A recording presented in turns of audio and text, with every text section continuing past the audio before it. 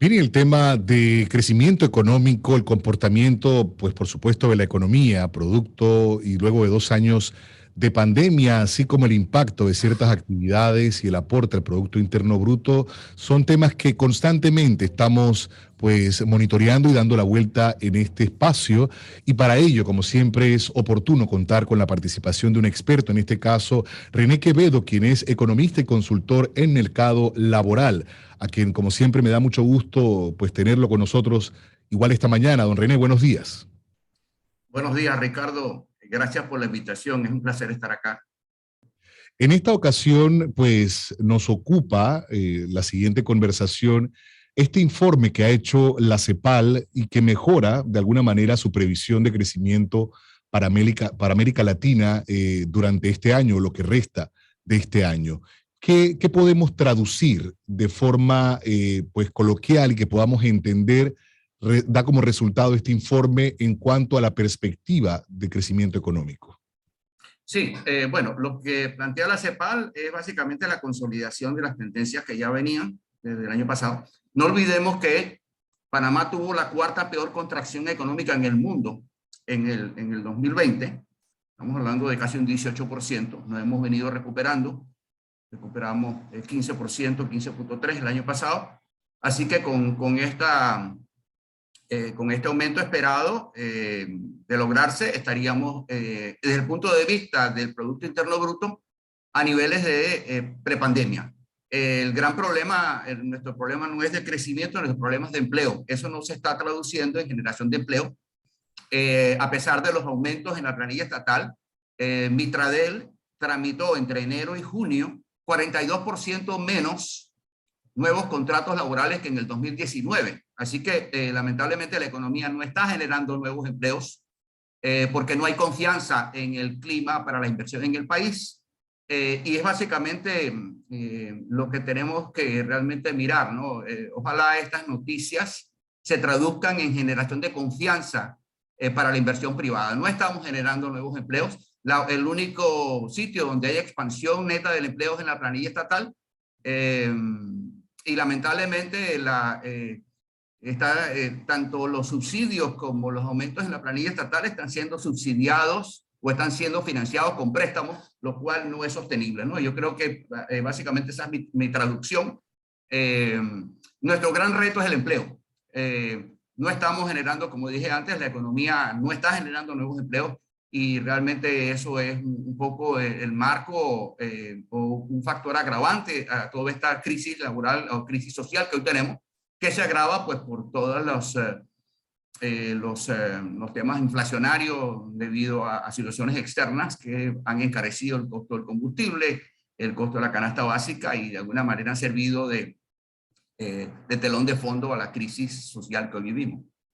Ahora, es oportuno hacer una relación que explique el tema de el crecimiento económico y los aportes al Producto Interno Bruto versus esa falencia que hay de generación de empleo. Usted mencionaba hace un momento que no hay confianza, pero no hay Sí, confianza de la inversión extranjera, la inversión local, porque podemos entender que hay actividades que de alguna manera pues sostienen la economía. sí, Llámese sí. el Canal de Panamá, la Zona Libre de Colón, entre otras actividades que son las que de alguna manera sacan la cara cuando hablamos de ese crecimiento precisamente. Pero no así se traduce en la incorporación de nuevas actividades que generen empleo. Correcto, sí. Lo que está ocurriendo, y ya lo veíamos desde el 2021, es que lo que está generando crecimiento económico es el sector externo. Las exportaciones de cobre de Minera Panamá, los ingresos del canal, la zona libre de Colón y los puertos, ¿no? Sin embargo, el sector interno se mantiene deprimido. Ha habido, sin embargo, debo reconocer un movimiento positivo en el primer trimestre del año. Lamentablemente, sectores como el comercio, la construcción, el turismo, se mantienen deprimidos y lamentablemente es el sector interno el que tiene el grueso de los empleos en el país. Entonces, realmente lo que cuando hablo de confianza, definitivamente confianza con respecto a la inversión privada. De hecho, hay un informe del Departamento de Estado donde apunta, expresa preocupación por el deterioro en el clima de inversiones en el país. Esto se suma a declaraciones en julio y agosto de 3 calificadoras de riesgo, Fitch Ratings, que a principios de año, con el anuncio del aumento del acuerdo entre Minera Panamá y el Estado, nos mejoró la calificación de la deuda de negativa a estable, expresa preocupación por el impacto fiscal y crediticio de un poco la crisis que se está viviendo en este momento. Standard & Poor's también expresa lo mismo, y Moody's también, más o menos, palabras más, palabras menos, expresó la misma preocupación. Entonces, creo que definitivamente estamos hablando de un panorama incierto. Necesitamos transmitir confianza. Sin inversión privada no habrá generación de empleos formales, ¿okay? El Estado no puede ser el mayor empleador del país, y lamentablemente esos préstamos hay que pagarlos, y para tener un poco de perspectiva, en el presupuesto del 2023, el servicio de la deuda llevará 4.500 millones de dólares, ¿okay? O sea, estamos hablando de un pago altísimo. Hay unas declaraciones recientes de la directora de la BCI, donde hablaba de una evasión fiscal actual de 3.000 millones de dólares. Ni que todo el mundo se pusiera al día nos alcanza para pagar esa letra, para ponerle el lenguaje coloquial. Lo que nos toca pagar de servicio a la deuda es 66% más del presupuesto asignado al MEDUCA. Así que entonces yo creo que es cuestión de, insisto, necesitamos confianza en este entorno donde pareciera que el capital ha habido una satanización de la inversión privada, y sin inversión privada no habrá generación de empleos formales, y lamentablemente eso es sentencia de muerte para la Caja del Seguro Social. En ese concepto de generación de confianza, ¿cuáles serían las acciones o los pasos correctos para buscar cambiar esta realidad que de alguna manera, pues, definitivamente va a tener un tope en el momento en el que no se pueda hacer o seguir sosteniendo la economía por algunos sectores? Sí, bueno, yo creo que en este momento, obviamente, estamos en un momento de incertidumbre. Estamos en una situación, un país polarizado. Pareciera que se quiere satanizar a la empresa privada. El 80% de los empleos son generados por empresarios, en su enorme mayoría pequeños empresarios. Yo creo que es cuestión de, primero, tenemos que buscar puntos de coincidencia. Sin inversión privada, vuelvo a repetirlo, que no va a haber generación de empleos formales. Para poner las cosas en perspectiva, ¿okay?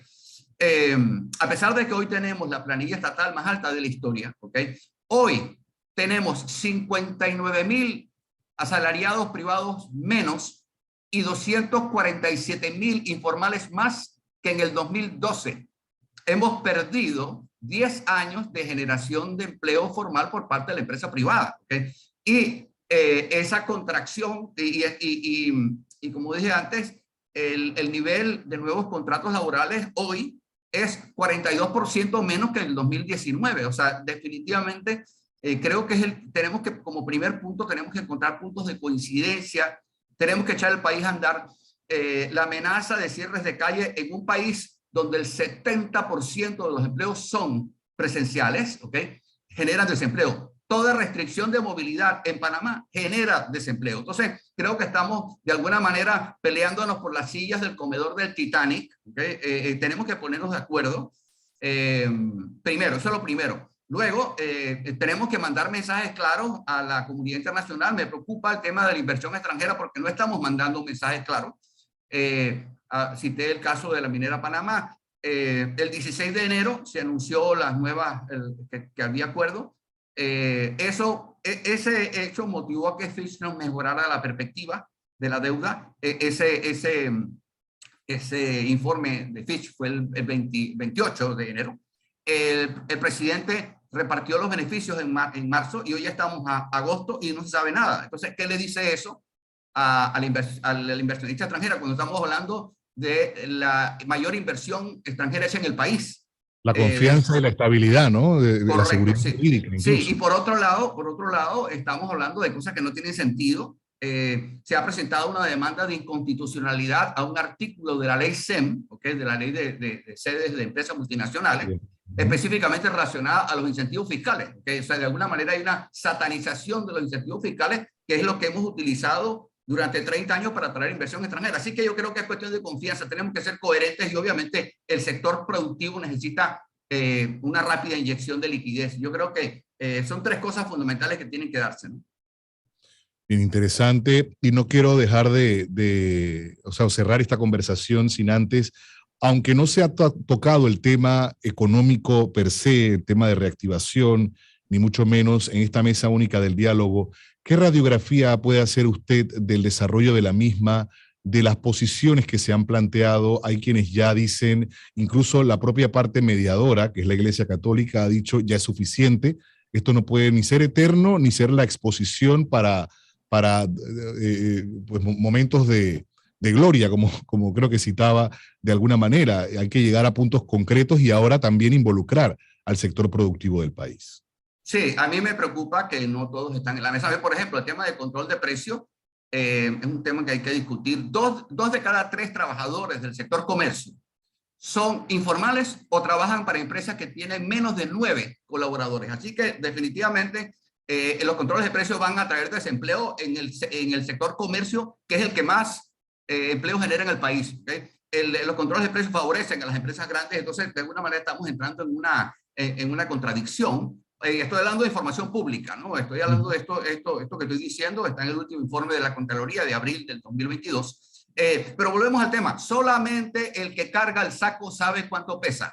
Entonces creo que es importante en todo esto, de lo contrario estamos generando falsas expectativas, ¿okay? Y al final del día todos estamos de acuerdo en que las medicinas son muy caras, de que hay que bajar el costo de la canasta básica, pero tenemos que involucrarlos a todos, máxime cuando lo que está generando estos incrementos son factores externos que no controlamos. Nosotros no controlamos lo que pasa en Ucrania, no controlamos lo que pasa en sectores, en el sector comercio internacional. Entonces, creo que es cuestión de ponernos de acuerdo, es el momento de unirnos, ¿okay?